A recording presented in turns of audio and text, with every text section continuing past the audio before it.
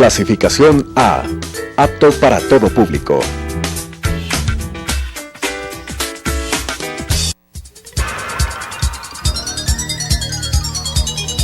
Las opiniones vertidas en este espacio por la producción y dirección del programa son de exclusiva responsabilidad de sus autores y de quienes intervienen en ellos.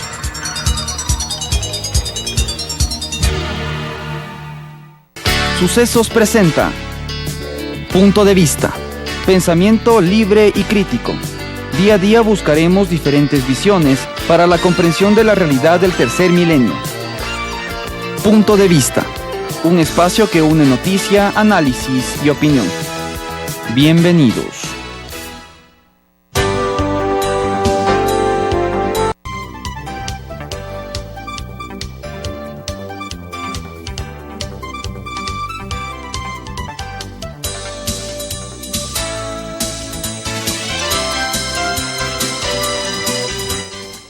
Gracias por continuar con nosotros, quienes nos siguen en Radio Sucesos, y muy buenos días a quienes empiezan en Telesucesos.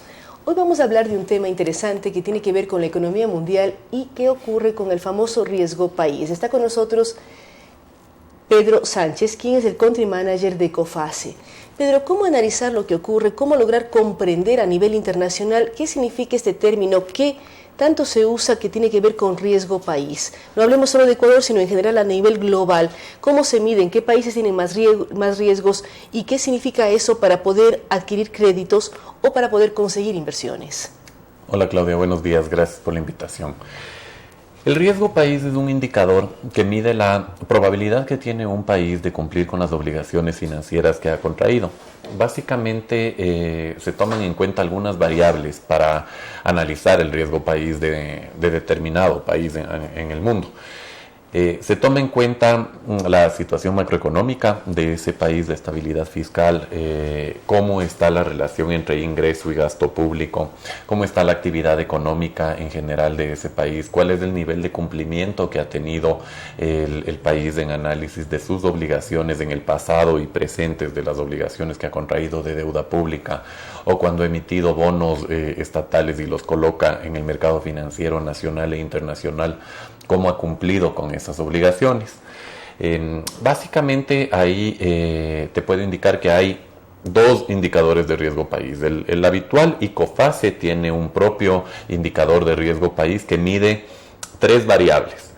La una es la situación macroeconómica, la coyuntura general que tiene determinado país. La otra es el riesgo que tienen las industrias dentro de ese país, es decir, cómo se están comportando las empresas para cumplir con los pagos que han contraído en crédito comercial con otras empresas, en una relación cliente-proveedor, si están cumpliendo con las obligaciones de pago que tienen en determinadas industrias. Y por último, un indicador de las empresas que están operando dentro del país y que COFACE tiene información de su comportamiento, cómo cumplen esas obligaciones y las deudas que contraen. Pedro, ¿qué significa COFACE? ¿Qué institución es COFACE? ¿Y cómo consigue la información? Porque dice COFACE maneja la información de las industrias, de las empresas y del país o de los países en general. Uh-huh. COFACE significa Compañía Francesa para el Aseguramiento del Comercio Exterior. Es una compañía que está presente en 99 países alrededor del mundo, el Ecuador es uno de ellos. Y a lo que se dedica COFACE es asegurar cuentas por cobrar, lo que quiere decir que una compañía puede contratar una póliza de seguro para protegerse en caso de que su cliente no le pague cuando le da esta compañía crédito directo a ese cliente. Entonces siempre hay en una relación cliente-proveedor donde una empresa le vende una mercadería a la otra, hay un riesgo de que el crédito que ha dado el proveedor no sea cumplido y la compañía cliente no cumpla con su obligación oportunamente. Ahí entra COFACE como una póliza de seguro a cubrir ese riesgo comercial que hay en el medio. ¿Y ustedes diferencian el riesgo país del riesgo de una empresa? Porque puede haber empresas muy serias en países que tienen un riesgo país alto. ¿Cómo hacen una comparación para saber cuán confiable es que esa empresa seria, con gran trayectoria, pague a su proveedor a nivel internacional? Claro, nosotros diferenciamos del riesgo país, que es la parte macroeconómica, en donde entran muchas variables en juego de la situación económica del país, con el riesgo que tiene una empresa en particular y una industria en la que se desenvuelve esa empresa. Entonces, por ejemplo, tenemos clientes que han comprado la póliza de seguro de crédito en la industria química o en la industria de agroalimentos. Ahí tenemos un análisis propio de cómo está el riesgo de esa industria y cómo está el comportamiento de pagos en esa industria. Por ejemplo, en el sector agrícola puede haber un impacto climático muy importante, en donde, por ejemplo, por el fenómeno del Niño, pueden haber alteraciones en la producción agrícola, y eso genera que haya incumplimientos de pagos en el crédito. No necesariamente quiere decir que porque la industria agrícola está enfrentando un problema coyuntural, todo el país está con una situación de impagos o de riesgo país muy elevada. Cuando el riesgo de las industrias empieza a hacerse generalizado o ya en la mayor parte de industrias del país hay incumplimientos en el crédito, ya podemos ver que es una situación que afecta a nivel país y que también a situación macroeconómica. A todos quienes son los actores de ese país. Ahora, ¿qué ocurre con los análisis que ustedes hacen? COFACE menciona, Pedro, está presente en 99 países en el mundo. Así es. ¿Qué ocurre con riesgo país Ecuador? ¿Qué ocurre con riesgo de América Latina y de economías emergentes? ¿Por qué la pregunta? Iniciamos el año con un precio del crudo extremadamente bajo. El primer trimestre fue terrible, menos de 30. Pero ahora, abril, mayo, está sobre los 40. Baja el riesgo de los países productores de petróleo. ¿Qué está ocurriendo con esto? Cuando además se suman otras variantes. En Ecuador tenemos el tema terremoto, en otros países hay el tema electoral, hay el tema plebiscito. O sea, hay una serie de elementos. Uno puede pensar en Brasil también con el tema de juicios. ¿Cómo funciona el análisis de riesgo país en América Latina? De acuerdo. COFACE hizo una revisión del riesgo país en el mes de octubre del año anterior y la hace trimestralmente, es decir, en enero y ahora otra revisión. Para el mes de octubre del 2015, la revisión de riesgo país del Ecuador y de América Latina en general fue a la baja, es decir, o mejor dicho, incrementando el riesgo país a la baja en la calificación de riesgo país, de una calificación. Es algo inverso, mientras más alta es la calificación, menos riesgoso es, pero cuando baja la calificación, más riesgoso es. Exactamente. Nosotros tenemos 7 escalas que van de la A 1, A 2, A 3, A 4, B, C y D, en donde A es la mejor calificación con el menor riesgo y D es la peor calificación con el mayor riesgo. Ecuador actualmente está en una calificación de C. Desde el mes de octubre que hubo la revisión del riesgo país de Ecuador, que es un riesgo muy sensitivo, significa la calificación de C, no ha habido una mejora hasta la fecha en la calificación de riesgo país. Por más que se incrementa el precio del crudo, que es nuestro principal ingreso desde fuera. Así es, y ahí vienen otras variables. El tema del precio del crudo obviamente es un tema que afecta y que impacta en la mejora de la situación económica del país, pero no todavía ha llegado a un nivel del precio del petróleo lo suficientemente alto que permita estabilizar las finanzas públicas y que mejore la situación de riesgo país del Ecuador. Entonces no ha habido una revisión. El caso de Brasil es otro tema también en donde por toda la situación económica que ha vivido el Brasil desde el año 2014 durante todo el 2015 y lo que va del 2016 y aparte ahora el tema político en donde Brasil está enfrentando el tema del impeachment, una posible renuncia de la presidenta y demás, la situación económica está muy complicada ahí y no ha habido tampoco una mejora, está en un nivel de C actualmente Brasil.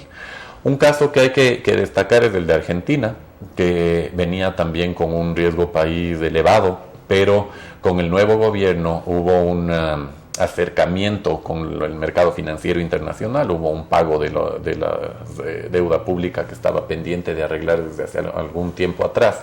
Y ahora Argentina de cierta manera se ha reinsertado en el mercado financiero internacional, entonces todavía, si bien todavía no hay una revisión de la calificación de riesgo país de Argentina, ya se ve una mejora en la situación económica en general en el país y es muy probable que haya una mejora en la próxima evaluación de riesgo país, donde Argentina va a mejorar. Ahora, ¿cómo analizar el tema riesgo país? Porque uno lo ve como lejano.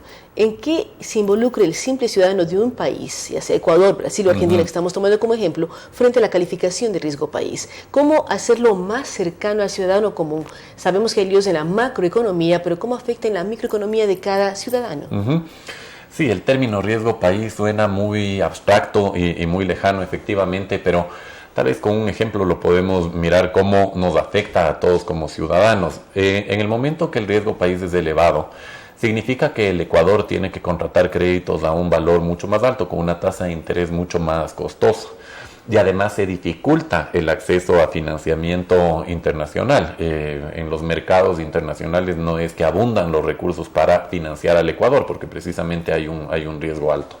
Al tener una tasa de interés más alta que pagar, significa que el Estado debe destinar más recursos a pagar esa deuda, lo que puede ocasionar, por ejemplo, un incremento en los impuestos, en donde directamente va a afectar al ciudadano, a cualquiera de nosotros, en donde el manejo económico y un alto nivel de riesgo país puede ocasionar que nos afecten a nuestro bolsillo, porque el Estado va a tener que elevar impuestos para obtener más recursos para poder cumplir con las deudas que está contrayendo a un costo más elevado. Entonces, básicamente, todo termina afectando al ciudadano. A todos los ciudadanos de un país o de todos los países que estamos involucrados en los temas económicos, que somos absolutamente todos. ¿Qué ocurre con el análisis que hace COFACE cuando hablan de que la economía se va japonizando? ¿Qué significa esto? Ok. Sí, en un análisis económico que hicimos del primer trimestre del año 2016, que fue publicado a principios del mes de abril, proponíamos este término de que la economía mundial se está japonizando. ¿Qué significa? O la japonización de la economía. ¿Qué significa esto? La japonización de la economía, exactamente. Japón durante los últimos 20 años ha tenido un problema muy serio en su economía, que es un bajo nivel de crecimiento económico con una baja inflación. El tema de tener una baja inflación y un bajo nivel de crecimiento económico complica la actividad económica, porque es una trampa de la que es muy difícil salir. Japón lo que ha tenido que hacer es emitir moneda para tratar de aumentar el circulante, fomentar el consumo y que de esa manera crezca la economía, y no lo ha logrado. A pesar de que emite moneda, los precios no suben, no hay mayor consumo, no hay mayor dinamismo en la economía. Incluso han tenido que enfrentar durante determinados años una deflación, que es una baja en el nivel de precios. Esta trampa de la que Japón ya está ahí durante 20 años y no logra salir, se está contagiando a nivel mundial, principalmente en Europa, en los mercados desarrollados, obviamente porque la situación en mercados emergentes es diferente, pero en economías desarrolladas están enfrentando este problema de un bajo nivel de crecimiento económico con una baja inflación, en donde los bancos centrales tratan de emitir moneda para fomentar el consumo, bajan tasas de interés para fomentar que la gente contrate un crédito y produzca. Que adquiera viviendas, produzca, genere otro tipo de elementos. Ahora, Pedro ha mencionado un tema que Ecuador no puede. Nosotros no podemos emitir moneda. ¿Es bueno o es malo? Porque mucho se ha hablado en los últimos tiempos que la dolarización no es tan positiva para el país porque no somos dueños de nuestro dinero, por decirlo así, y no podemos competir con economías vecinas como la son Perú y Colombia, que sí pueden emitir y pueden devaluar cuando así lo juzgan necesario. En el caso ecuatoriano, ¿es bueno o es malo no tener un patrón monetario propio? Es bueno desde el punto de vista de que hay un control en la emisión monetaria y no corremos el riesgo de que se emita indiscriminadamente moneda. Porque se hablaba muchísimo de emisión inorgánica cuando teníamos todavía sucres. Cuando tuvimos el sucre, es más, la muerte del sucre fue una emisión inorgánica que generó una inflación muy alta que nos llevó a una crisis que obligó en determinado momento a tomar el dólar como moneda. Pero en sí, la dolarización, el no poder emitir moneda, no es mala de por sí. Al contrario, ayuda a mantener un equilibrio en las finanzas públicas y un orden en la economía en general. El hecho de que no podamos devaluar, finalmente, ¿qué significa devaluar para los vecinos? Colombia o Perú han devaluado, así como otros países de América Latina. Finalmente lo que están haciendo es empobrecerse. Relativamente comparado con otros países, al devaluar la moneda, están empobreciendo a la población, porque los pesos, por ejemplo, en el caso colombiano, que gana el ciudadano colombiano, ahora le sirven para comprar menos cosas en el exterior, en general. Entonces, si bien puede dar un cierto nivel de competitividad a las exportaciones, es una competitividad pasajera, en donde no es una competitividad basada en la productividad, en la calidad, en ser mejores en la producción de determinado producto. Y básicamente lo que hace es dar una competitividad temporal. Entonces, desde mi punto de vista, la dolarización ha sido positiva para el Ecuador, ha permitido mantener un orden en las finanzas públicas y desde ningún punto de vista es negativa porque no permite emitir. probablemente la situación actualmente sería mucho más difícil, no un poco más difícil. Uno puede comparar con Venezuela, por ejemplo, que ha tenido épocas de mucha bonanza petrolera, pero la situación de los ciudadanos venezolanos cada vez es más angustiosa. Uno mira, no tienen agua, tienen cortes de energía y no pueden comprar, no solamente porque no tienen dinero, sino porque los elementos de primera necesidad no están en los mercados. Exactamente. Entonces, una economía funciona cuando se puede producir, cuando se puede exportar, cuando también se puede importar, porque no todas las economías tienen todo lo que necesitan comprar cosas de otros países para poder tener todo lo que requieren. El caso venezolano es el mejor ejemplo, y el gobierno, con emisión inorgánica, en este caso sí, tiene una de las inflaciones más altas del mundo. Bueno, para este año la más alta del mundo. Además que uno tiene que recordar que el nuevo bolívar tiene 3 ceros menos. En el mercado negro se habla de 1.000 bolívares por dólar, equivale a 1 millón de bolívares con el bolívar que inició el mandato del presidente Chávez. Exactamente, y además que coexisten dos monedas prácticamente ahí, porque una es la que se cotiza en el mercado paralelo y otra la que se cotiza en el mercado formal al tipo de cambio oficial. Entonces, ese problema de coexistir dos monedas ahí genera un problema grave en la economía, y esto, sumado a la escasez de productos debido a la falta de disponibilidad de materia prima, a un aparato productivo venezolano que tampoco era muy fuerte. Antes del chavismo no era una economía que tenía una diversificación productiva, porque ha dependido mucho tiempo del petróleo. Entonces, básicamente producían petróleo, lo vendían e importaban mucho.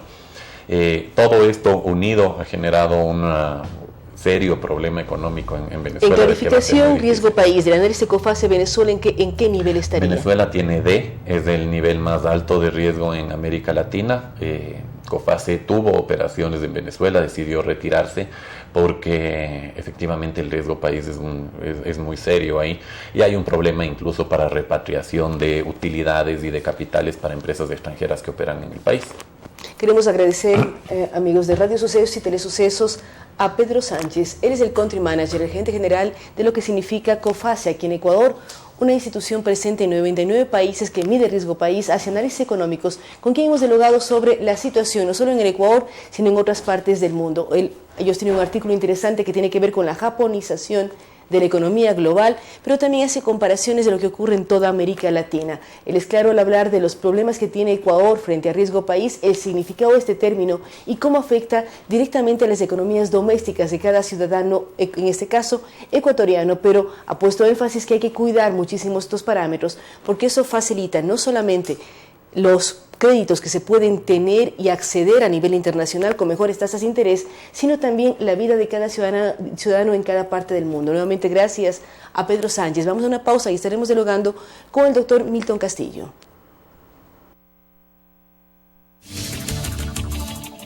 Hacemos una pausa y continuamos con Punto de Vista.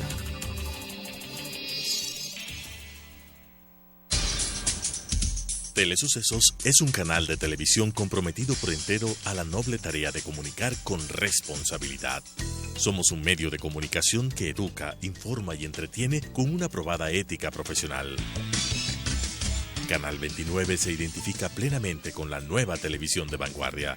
Somos Telesucesos, porque Quito TV.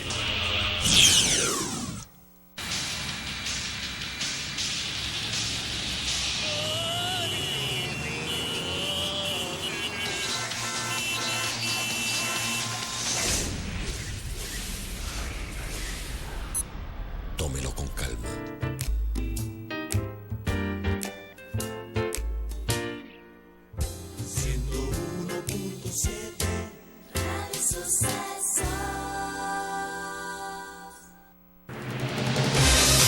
¿Sabía usted que el 31 de diciembre de 2016 toda la televisión de las ciudades de Quito y Guayaquil deberá estar en el formato digital? Pero no se preocupe, Telesucesos ya es digital. Sintonícenos en el 29.1 HD, la televisión que usted merece.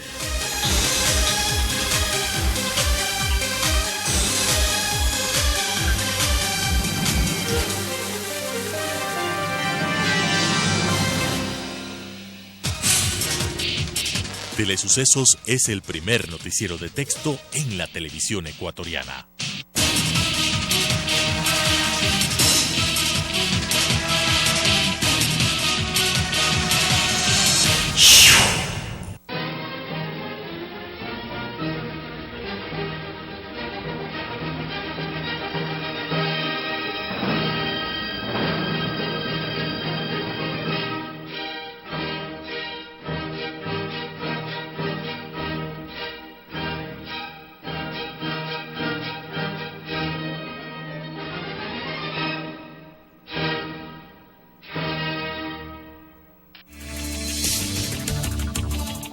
Con estas ideas y opiniones, regresamos con Punto de Vista.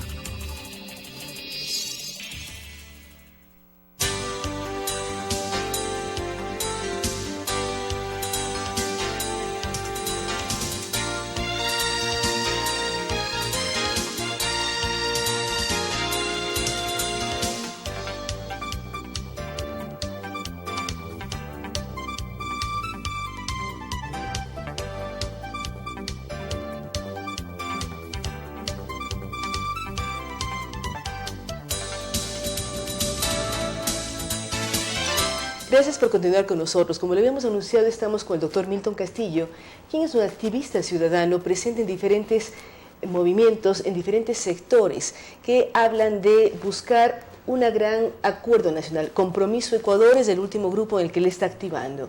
Doctor Castillo, ¿cómo mirar lo que ocurre cuando se están ya recolectando firmas para una posible reelección del presidente Correa? ¿Cuál es la situación económica y política, sobre todo del país, cuando estamos en el año preelectoral, cuando hay muchos nombres que están en el tapete? Vemos que hay una precandidatura también de la asambleísta Lourdes Tibán. ¿Cómo mirar este año preelectoral frente a posibles reformas que pueden cambiar el tablero si el presidente Correa decide participar? Gracias por la invitación. Buenos días, Claudio. Un placer estar aquí. De verdad es muy preocupante que la Corte Constitucional se haya pronunciado sobre el tema de la reelección indefinida. Ese es un dictamen de la Corte Constitucional que no se compadece con la legislación ecuatoriana ni con la realidad que el país está atendiendo ahora. En los días posteriores al terremoto, la Corte Constitucional se reunió para tomar una decisión en ese sentido. Pero eso no demuestra que el país sigue en marcha, las cosas siguen funcionando. Hay problemas, sí, todos estamos pendientes del terremoto, pero no es una demostración que el país sigue funcionando y los fallos que deben emitir se están emitiendo.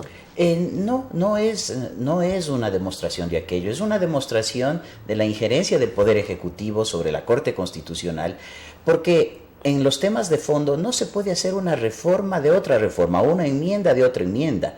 Lo que pide el colectivo Rafael, Contigo Siempre, es que se vuelva a revisar una transitoria que el propio presidente de la República puso a la petición que inicialmente hiciera la Asamblea Nacional. Ahora, eso, doctor Castillo, es legal porque la Corte Constitucional aprobó un texto de reforma que fue modificado por la Asamblea.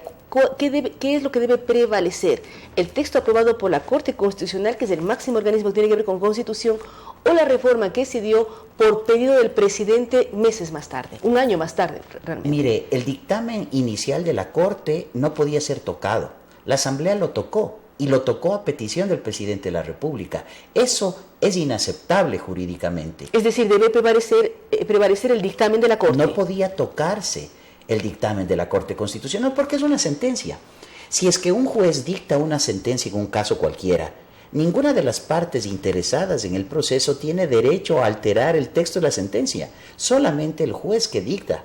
Entonces, en la Corte Constitucional no suceden esas cosas y se dan interpretaciones, como decía Velasco Ibarra, por arte de vir loque, y se termina favoreciendo a una posición política del Poder Ejecutivo. No hay más explicación de eso. Pero en este caso no se dio la modificación en la Asamblea por pedido presidencial. No fue la Corte Constitucional la que modificó la resolución, ellos dieron un veredicto. Ese veredicto fue modificado en la Asamblea. Exactamente, y eso es lo que no se puede permitir. Y cuando es modificado en la Asamblea, viene este colectivo y le dice a la Corte Constitucional: no nos gustó la modificación que hizo la Asamblea, por favor, vuelva a revisar lo que usted ya dijo en su momento. Y termina siendo una enmienda sobre enmienda la que aprueba la Corte Constitucional. Por eso el colectivo Compromiso Ecuador más la Asamblea Autoconvocada de Quito, a las cuales me pertenezco, la semana pasada presentamos formalmente un rechazo a la Corte Constitucional por ese pronunciamiento que no tiene asidero jurídico. Y es algo preocupante adicional, porque que debemos mencionar. Fíjese, la ley, el Código de la Democracia y la Constitución de la República prohíben que haya modificaciones a los procesos electorales hasta un año antes de la convocatoria de elecciones. Y nosotros estamos en un año ya previo al electoral. Entonces, Lo que dijo la Corte Constitucional hace 2 semanas, con la petición de este colectivo Rafael Siempre Contigo, tiene que ser ahora analizado por el Consejo Nacional Electoral, que estará o no lo sabemos, dispuesto a dar los formularios para la recolección de firmas para ir a buscar la reelección del presidente de la República, porque es para él, con dedicatoria para él. Pero no podría la Corte Constitucional, sin pensar en la solicitud de Rafael Contigo Siempre, no puede la Corte Constitucional exigir que la reforma se apruebe de acuerdo a lo que ellos dictaminaron. ¿No existe esta vía legal que facilitaría también la reelección remontándose a la reforma original aprobada por la Corte Constitucional? La seguridad jurídica es lo que se violentaría. De hecho, lo hicieron. Efectivamente, como usted dice, eso es lo que hizo la Corte Constitucional. Pero eso atropella los principios de seguridad jurídica y no es aceptable eso. Entonces, pero tampoco es aceptable que la Asamblea haya reformado la decisión de la Corte. Tampoco. Porque usted dice, es un veredicto de una Corte. ¿Y dónde está la institucionalidad? Pues eso. No puede una institución desdecir a la otra. Con un agravante más, no olvidemos que varios colectivos y movimientos políticos le pidieron, cuando recién pidió la Asamblea Nacional las reformas, las enmiendas, se pidió que se lleve a consulta popular y que el Consejo Nacional Electoral emita los formularios. La Corte Constitucional le dijo a la Corte dijo no, vuelva nomás a la Corte Constitucional, y entre las dos instituciones, Corte Constitucional y Consejo, no dieron paso a la petición que hicieran varios movimientos y ciudadanos para que no se haga enmiendas por una mayoría de 80 asambleístas de gobierno, sino que esas enmiendas se hagan vía consulta popular. No hicieron. Resulta que ahora, cuando el colectivo Rafael Contigo Siempre hace ese pedido, fueron prestos, diligentes, como dice el pueblo, rápido, les dieron una respuesta a ellos. ¿Y por qué no se da el mismo tratamiento? ¿Por qué esa discriminación? Entonces, peor no ha podido quedar la Corte Constitucional y peor no quedará el Consejo Nacional Electoral si emite los formularios para la consulta. Y si después popular recibe los formularios con las firmas, estaríamos en un cambio de la normativa electoral durante el año preelecciones. Exactamente. Y la Corte Constitucional tiene luego que ahí sí analizar el contenido de la pregunta que el colectivo Rafael Contigo Siempre le hizo, que es una pregunta que dice más o menos: ¿está usted de acuerdo con que se elimine la transitoria que la Asamblea Nacional puso por pedido del señor presidente? Sí. Ahora, doctor Castillo, usted ha hablado muchísimo en otros momentos del neoconstitucionalismo y de una serie de nuevas corrientes que existen en el tema legal. ¿Cómo garantizar seguridad jurídica? ¿Qué es lo que más nos preocupa como ecuatorianos? Vemos estos cambios o estas decisiones que no generan tranquilidad, no sabemos con qué reglas vamos a ir a las próximas elecciones, con este ejemplo, pero hay problemas siempre frente a seguridad jurídica. ¿Cómo conseguir que en el Ecuador se respete la Constitución como la norma máxima del Estado y no se la modifique, se la cambie o se la interprete por arte, como usted decía, de Birlibirloque, refiriéndose al doctor Velasco Ibarra? Mire, el neoconstitucionalismo, que es una forma de interpretar la Constitución de la República no tan novedosa. Siempre ha habido la posibilidad de interpretar las leyes bajo la lógica de los principios y buscar los fundamentos de fondo, los que están atrás de la norma. Los principios que están atrás de una norma son los que se invocan para solucionar un problema jurídico determinado. En el Ecuador ahora ya no hay ni siquiera neoconstitucionalismo. Hay una absoluta discrecionalidad por parte de los jueces para invocar lo que su buen criterio les alumbra o lo que desde el poder se les dice que tienen que hacer. De tal manera que pensar en un cambio en esta cultura jurídica y en un cambio de cultura de los jueces y de verdadera seguridad jurídica no pasa sino por la necesidad de una transformación total, de un nuevo gobierno, de una nueva constitución. Hay que apuntarle a una constituyente para volver a hacer una reestructuración del sistema judicial. No olvidemos que hoy por hoy vivimos un nuevo sistema de justicia, supuestamente, en raíz de la consulta popular que se hizo post 30S, en mayo del 2011. No olvidemos eso. Y esa reforma a la justicia supuestamente iba a permitir que tengamos una mejor y mayor administración de justicia más ágil. Usted habla de supuestos, habla de la posibilidad de una nueva constituyente o de una nueva constitución. Como ciudadano simple y común, ¿qué saco con una nueva? Tenemos más de 20, doctor Castillo. Sí, y cada vez que hay problemas en el país, queremos refundar el país con constitución nueva incluida. Uno puede pensar en los años 2007 que el presidente Correa asumió el poder y cumplió con la petición del pueblo a través de una consulta popular e hicimos una nueva constitución que no era tan vieja, había sido en el 98 cambiada la constitución nuevamente. Si 10 años después cambiamos, ¿qué sacó el país? Después tuvimos una reforma en el tema jurídico, pero fue aprobada por la mayoría de los ecuatorianos, con información completa, con desinformación, como se le puede analizar, pero ya fue avalada la Constitución por más del 80% de los ecuatorianos y esa reforma por más del 50%. ¿Cómo hacer que el país y los ciudadanos entiendan que es necesaria una nueva Constitución? ¿Cuánto nos cuesta como Ecuador, un Ecuador golpeado por la crisis económica, y cuánto nos cuesta además comprender el tener otra Constitución? Y la pregunta del pueblo llano es, ¿y para qué nos sirve? Es una pregunta tremendamente profunda la que usted hace, que ameritaría una explicación muy amplia, pero tratando de ser preciso y puntual.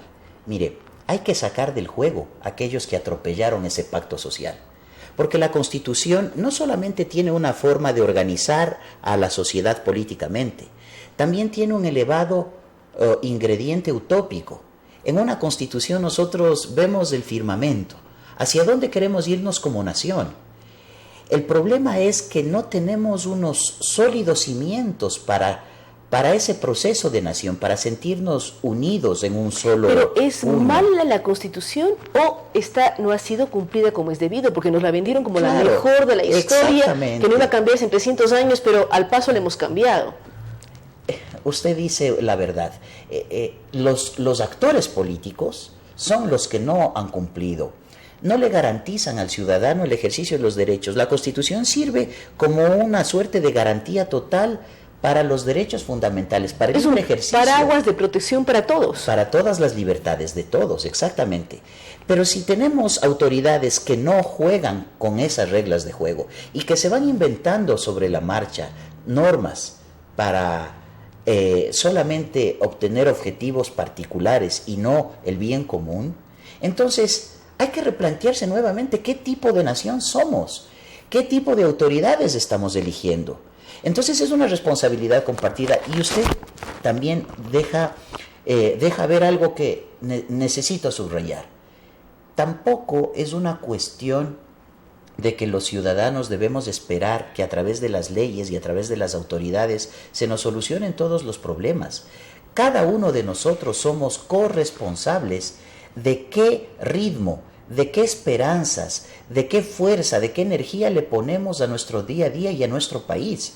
Nuestro país depende de nosotros en un 50% y otro 50% es de los administradores del país.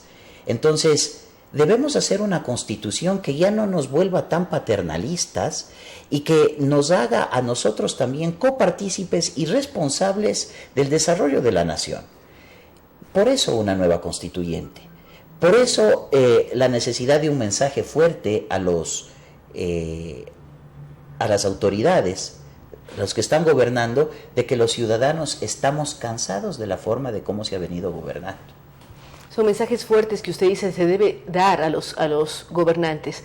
¿Cómo hacerlo? Usted es parte, decía, tanto de Compromiso Ecuador como de la Asamblea de Quito. ¿Cómo actuar desde estos sectores para lograr conseguir que la ciudadanía conozca más y se sienta más responsable de ir a las urnas, pero también de conseguir que una constitución se convierta en realidad, no solamente en algo utópico, sino en algo que uno debe defenderlo, protegerlo? Vamos a ver muchos ejemplos, en libertad de expresión, en acceso a todos los derechos, pero también en cumplimiento de obligaciones. Los vecinos del barrio tienen que reunirse más a menudo. Las organizaciones sociales tienen que fortalecerse y hacer propuestas de cara hacia la sociedad. Tienen que convertirse en los gestores de la solución de sus propios problemas. Y hay que estimular eso. Uno de los hechos más efectivos, entre comillas, que este gobierno ha tenido es haber desarticulado la organización social y la trataron de llevar hacia el Estado y de formalizarla y darle forma a través de normas estatales. El bendito Consejo de Participación Ciudadana y Control Social, ese quinto poder del Estado, esa función de transparencia y control social, fue precisamente el mecanismo por el cual los ciudadanos fueron absorbidos por el poder estatal y les pusieron reglas.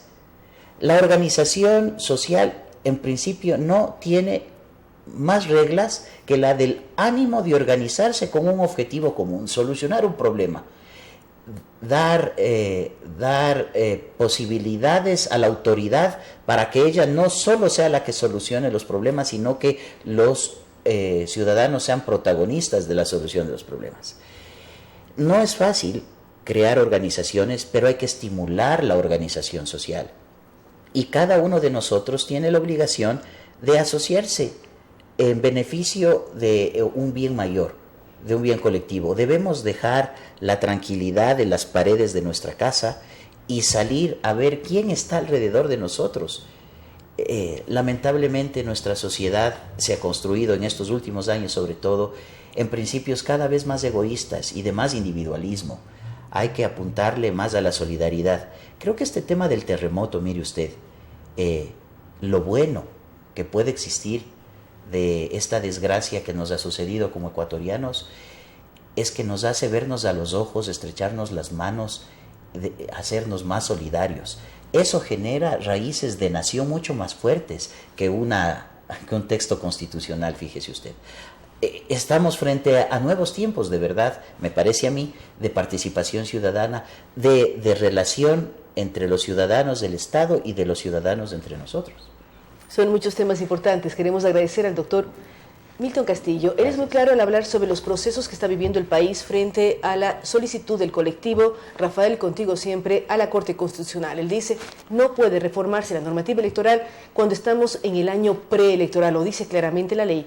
Además, él dice, cuando los diferentes colectivos del país buscaron ir a las urnas para definir una reforma constitucional, no fueron aceptados ni por la Corte Constitucional ni por el Consejo Nacional Electoral, lo cual es un llamado de atención frente a la situación actual. Hay que analizar qué pasa, hay que ver qué ocurre en el país, pero también él es claro al hablar sobre el buscar nuevas alternativas y hasta habla de una nueva constitución. Hay quienes apoyan, hay quienes discrepan. El punto es involucrarnos todos como ciudadanos a través de organizaciones de la sociedad civil y ser sujetos activos del quehacer en el país, no sujetos pasivos. Así es que muchas gracias al doctor Milton Castillo. Vamos a una pausa y estaremos dialogando con el periodista y escritor Juan Carlos Calderón.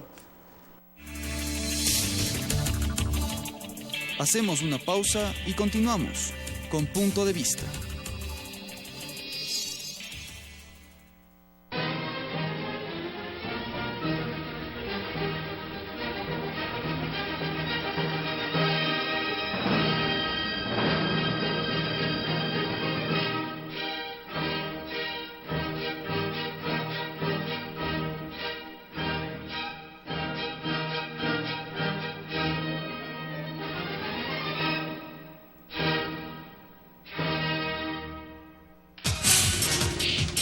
Telesucesos es el primer noticiero de texto en la televisión ecuatoriana.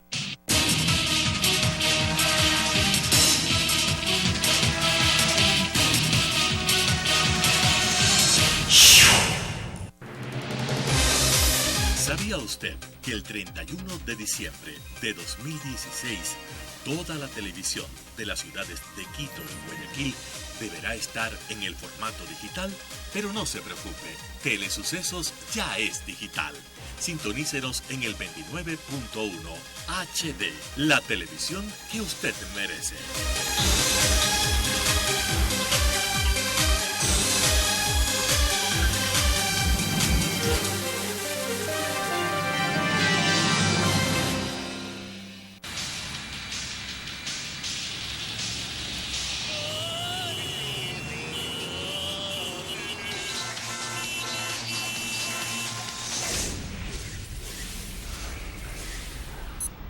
Tómelo con calma.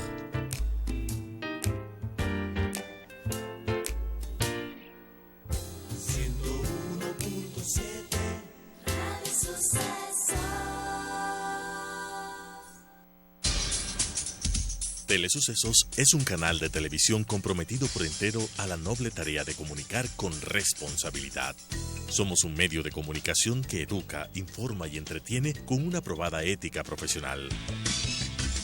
Canal 29 se identifica plenamente con la nueva televisión de vanguardia. Somos Telesucesos, porque Quito TV.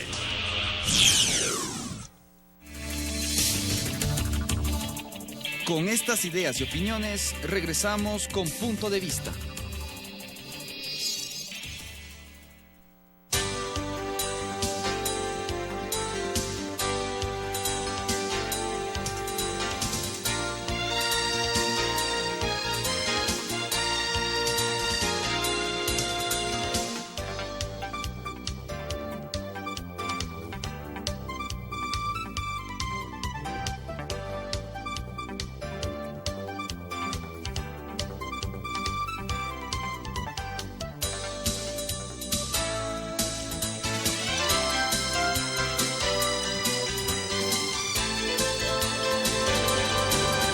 Gracias por continuar con nosotros. Como le habíamos anunciado, estamos con Juan Carlos Calderón, periodista, quien a través de los diferentes blogs que están ahora a cargo de medios digitales, nos tiene pendientes del acontecer nacional, pero al mismo tiempo está presentando un nuevo libro cuyo título es No me toques, que habla sobre el tema de la situación de las mujeres, fundamentalmente en el Ecuador.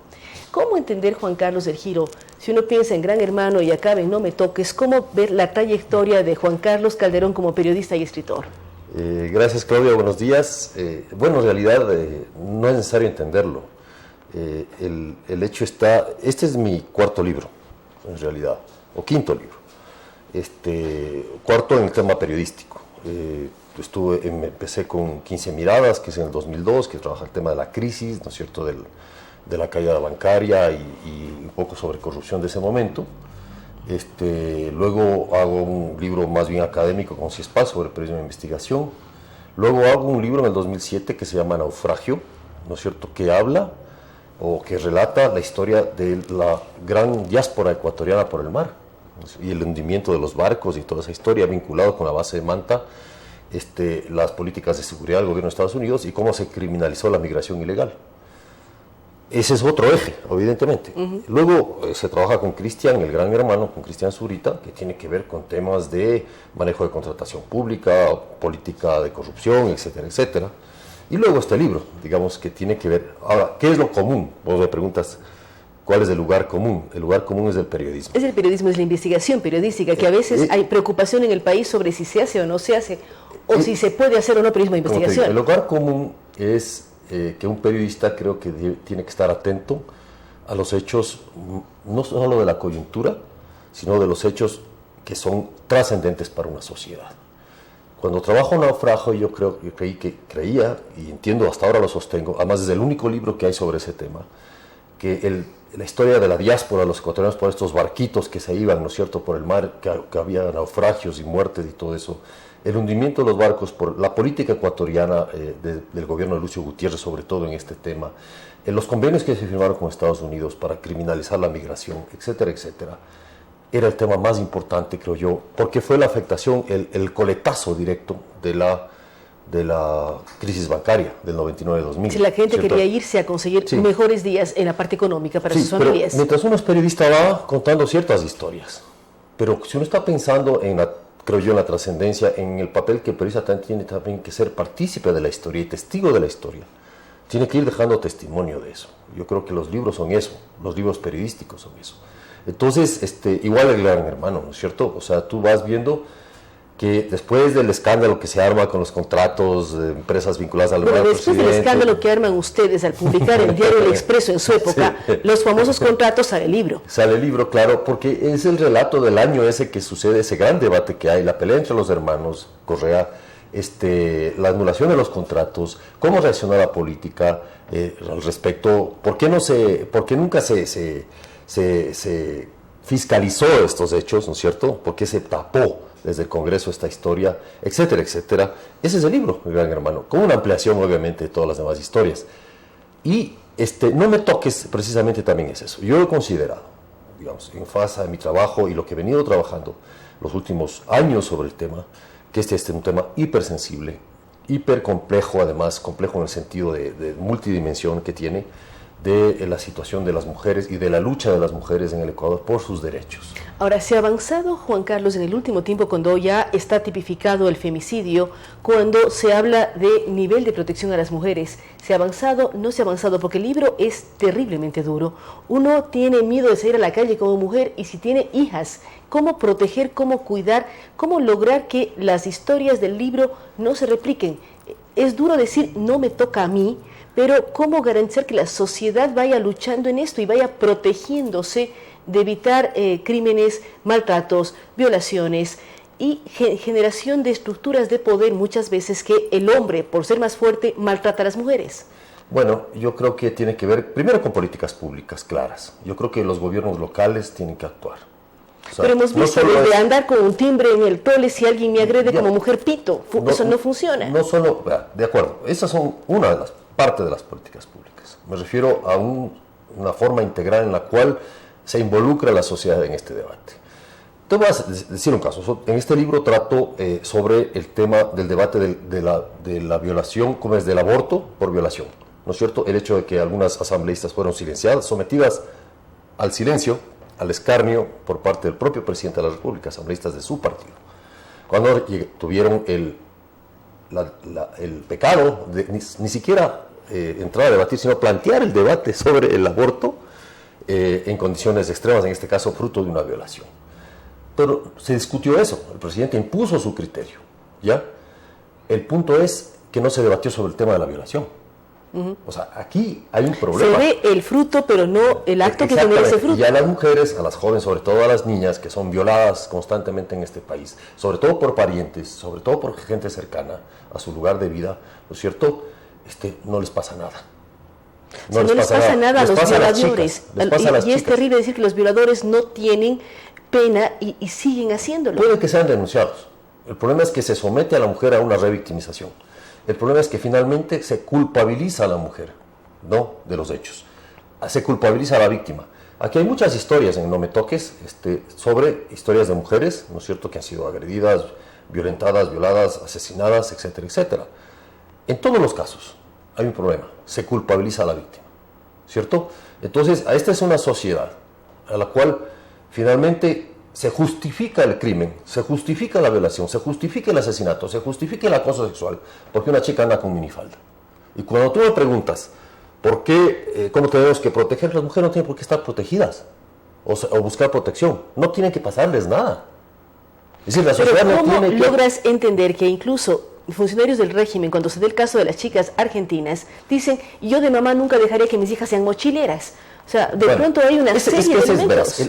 Hay una visión, una cultura machista, ¿no es cierto?, una cultura patriarcal, sexista, que, como te digo, culpabiliza a las mujeres de sus desgracias, ¿sí? Entonces es culpa de las chicas argentinas porque andaban de mochileras, porque algo les iba a pasar, como dijo esto. Ahora, no es el Estado el que lo dice, no es el gobierno, es una persona, es una funcionaria. Que evidentemente se equivocó, renunció y reconoció y ofreció disculpas. Eso, digamos, hay que reconocer ese hecho. Sin embargo, nunca deja de estar en la mentalidad de que esta señora también reflejaba una enorme cantidad de personas que piensan así. ¿Y por qué piensan así estas personas? Porque hemos sido educados y formados en esa tradición, ¿no es cierto?, en la que el hombre, el hombre macho, ¿no es cierto?, el patriarca, ¿no es cierto?, es el que finalmente tiene todos los derechos. Tiene incluso el derecho al usufructo del cuerpo de la mujer. Tiene incluso, o sea, violenta o no violentamente. Vos vas a leer en esas historias exactamente el mismo patrón de conducta. Además, para justificar. Ahora, frente a este hecho, frente a las mujeres que son, digamos, víctimas de estos hechos, ¿qué es lo que sucede? Hay escarnio público, hay con vergüenza, una mujer, o sea, hay la primera historia ahí de Jimena, que es violada. Pero hay vergüenza de ella y de su familia. Por eso mismo. Y le maltrata el novio o su pareja. O sea, por eso mismo hay vergüenza y hay una enorme humillación. Y hay una humillación colectiva. Pero además hay el buscar por parte, en este caso de Jimena, la culpa. Es decir, se siente culpable por sus antecedentes de haber sido parte de una pandilla o lo que sea. Busca culpa, busca justificar al violador. Que es parte del... O sea, no justificar al violador, es autoinculparse. O sea, también hay otra historia de una señora que se llama Carmen, que es una historia real, que sufre 30 años de violencia doméstica, digamos, ¿no? Rayando una barbarie en el cuasi asesinato, etcétera, etcétera. Y el punto es que ella dice, digamos, las mujeres pierden tal autoestima que se empiezan a justificar a sí mismas al agresor, ¿sí? Entonces, algo debe haber hecho para que se enoje, ¿no es cierto? Algo debe haber hecho para que reaccione así. Y eso sucede hasta en la función judicial, o sucedía, ¿sí? En la administración de justicia hay un relato sobre más de 50 sentencias que una organización, un observatorio judicial feminista hace sobre 50 sentencias y donde se muestra ese mismo patrón. Los administradores de justicia lo que terminan es haciendo guiños al agresor, ¿cierto? Ahora bien, no todo es trágico en el libro, ¿sí? O sea, cuando tú me planteas un libro muy duro, también plantea un antídoto. Y este es el relato y la historia de las luchas de las mujeres feministas en el Ecuador. Es decir, hay grupos, hay organizaciones, hay personas, ¿cierto?, que lo que hacen es, o sea, reconocer esta situación, que yo le llamo de cuasi barbarie, pero enfrentarla. Evidentemente hay una enorme incomprensión sobre eso. Esta propia cultura machista, esta propia cultura sexista que tenemos, que vivimos y justificamos, ¿cierto?, termina aislando a estos grupos y hasta poniéndoles epítetos, etcétera, etcétera. Al señor secretario nacional de jurídico se le atribuye un término incalificable, ¿no es cierto?, impronunciable en estos micrófonos sobre cómo ve él o cómo vería él a estos grupos de mujeres que reclaman sus derechos, ¿no es cierto?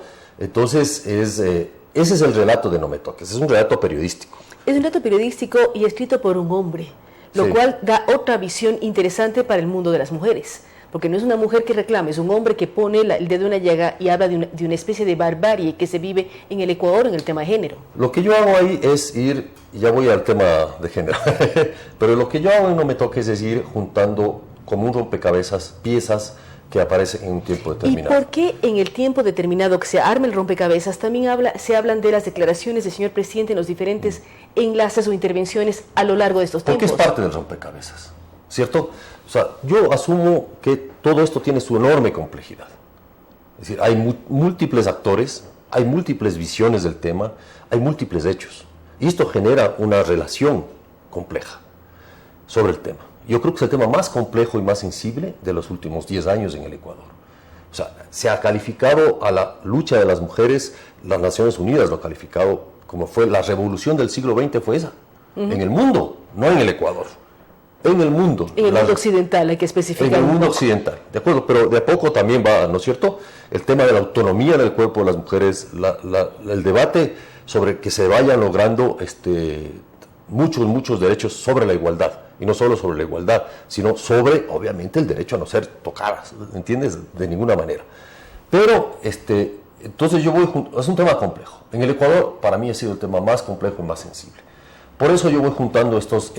Pero yo puedo hacer un paréntesis aquí. Es el tema más complejo y más sensible, pero ¿cómo comprender que hay más ministras mujeres, más asambleístas mujeres, y la asamblea propiamente es manejada por 3 mujeres? Es parte de esos hechos, o sea, porque el tema de la cultura machista, sexista, no tiene que ver con que seas hombre o mujer, ¿sí? Tiene que ver con que siendo mujer, más grave aún creo yo, en mi criterio, reproduzcas estos conceptos machistas. Y reproduzcas y te conviertas en, como ellas mismas han dicho, en sumisas, servidoras de un patriarca. Varón. Sí, de un macho alfa, digamos, ¿no es cierto? Entonces lo reconocen como tal y no importa dónde estés, puedes ser hasta presidenta de la República, pero si sigues sometida a estos hechos, a esta cultura patriarcal, ¿no es cierto?, estás en las mismas, estás reproduciendo el fenómeno. Entonces, eso es lo que yo entendía. Ahora voy a tu pregunta como hombre. Yo, como te decía, voy recogiendo estos pedazos, los voy juntando y les voy dando un sentido. ¿Estos pedazos qué son? Me decía un querido amigo y abogado, Ramiro García. Esto es un espejo de nuestra sociedad. Lo que está mostrando No me toques es un espejo. Este es un rompecabezas donde armas un espejo. Pero hay diversas piezas. En esas piezas, por ejemplo, están las declaraciones del presidente de la República. Él ha tomado postura sobre el hecho. él ha impuesto sus criterios. Él ha dicho, ha amenazado con renunciar varias veces, sobre todo cuando se debatió el tema del aborto por violación. El Plan Familia ha amenazado también con renunciar si es que no se, contra las críticas. Él impuso el Plan Familia, finalmente, que fue un cambio radical en cómo se veía el tema de derechos sexuales y reproductivos de las mujeres en el Ecuador y la lucha contra el embarazo adolescente. La lucha contra el embarazo adolescente no se topa el problema central, que es la violación. Es la violación. Entonces, como uno como hombre, yo realmente, como te digo, voy cambiando los temas, voy metiendo la nariz en muchos temas, ¿no es cierto?, que pueden generar este tipo de historias. Y en una de estas, he estado trabajando ya años sobre esto, o sea, recopilando información, trabajando información, en este trabajo en Plan B, y sí, hemos hecho mucha información, lo ha hecho Fermín Vaca, lo ha hecho nuestros compañeros que trabajan de Cireyepes, algunos artículos de ellos están ahí, entrevistas sobre todo que han hecho. Porque me parece que ese es un tema que tiene que ser recogido ampliamente. Ahora, uno aprende, uno tiene que aprender. O sea, yo vengo también de una cultura machista, vengo de una formación patriarcal, ¿no es cierto? Yo soy hijo de una familia que tiene esas tradiciones, como muchas otras, que justifica la violencia, que justifica un montón de cosas. Uno tiene que aprender, o sea, tiene que entrar en ese mundo como hombre y con esas taras que yo llamo taras de las cavernas que uno tiene y aprender, ¿cierto? Y entonces me he encontrado un mundo completamente distinto. Lo que llamo no me toques es abordar ese mundo, para mí desconocido en un principio, y tratar de trasladarlo a otras personas a través del libro. Esa es mi tarea. Es tu tarea, y la tarea nuestra es leerlo, revisarlo y ver cómo se puede mejorar la situación. Queremos agradecer a Juan Carlos Calderón. Él es muy duro en este libro, yo lo he mencionado con este término, porque visibiliza la problemática de la mujer, tanto en las calles del Ecuador como en sus hogares, lo cual es más complejo de comprender muchas veces. Pero también es el visibilizar la problemática, que todos aprendamos un poco más y seamos conscientes de la importancia de respetar nuestros derechos y buscar una sociedad más justa. Él habla de lo que significó el siglo XX para las mujeres. No estaríamos aquí como mujeres si no había un siglo XX de por medio, y es una forma de ir ganando espacios, pero también siendo conscientes de los derechos que deben ser respetados, y no por el simple hecho de nacer mujer o nacer varón, tener X posición o X posibilidades. Debemos buscar una sociedad justa, equilibrada, con respeto, y una forma de analizarla desde una visión complicada como lo es la violación a las mujeres. Es el libro No me toques, de Juan Carlos Calderón, que lo pueden encontrar ustedes, revisarlo, mirarlo y saber cuál es una situación o la situación que vivimos muchas mujeres en este país.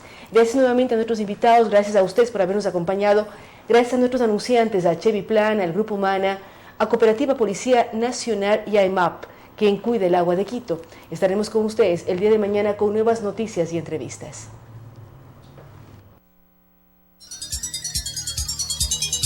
Las opiniones vertidas en este espacio por la producción y dirección del programa son de exclusiva responsabilidad de sus autores y de quienes intervienen en ellos.